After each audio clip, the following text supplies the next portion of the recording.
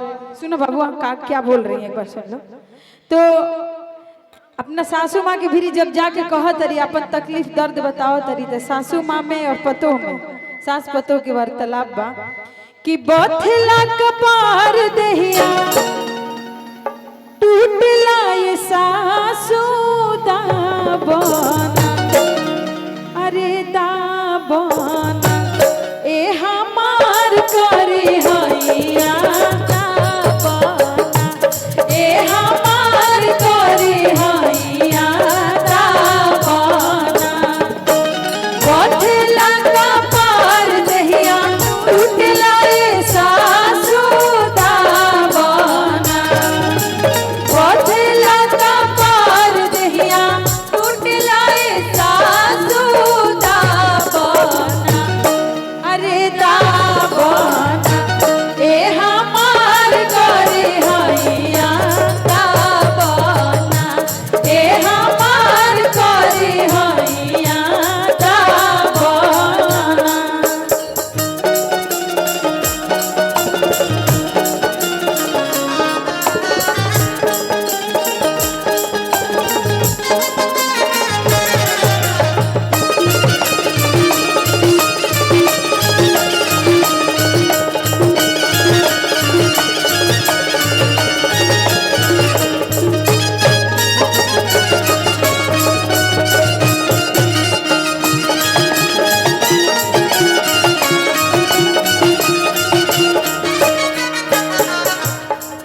तब देखी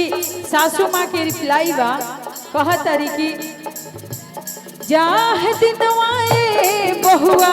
बेटा लेके सुतालू के मड़िया बंद कइलू ताही दिनवा, जाह दिनवाए बहुआ बेटा लेके सुतालू के मड़िया बंद कइलू ताही दिनवा, जाह दिनवाए बहुआ बेटा लेके सुतालू के बड़िया बात कइलू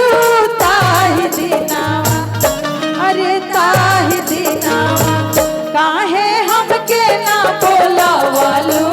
ताही दिनावा, काहे हमके ना बोलावलू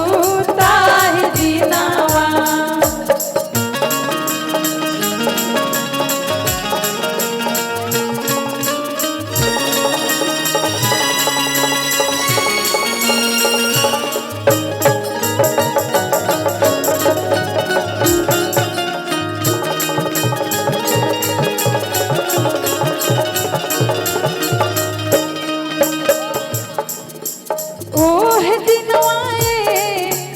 ओह दिनवाए सासू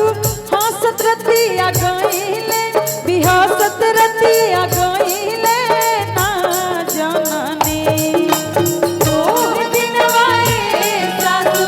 हंसत रतिया गइले, बिहसत रतिया गइले ना जननी, अरे ना जननी भगवान के मरमिया ना जननी, भगवान के मरमिया ना जननी, भगवान के मरमिया ना जननी,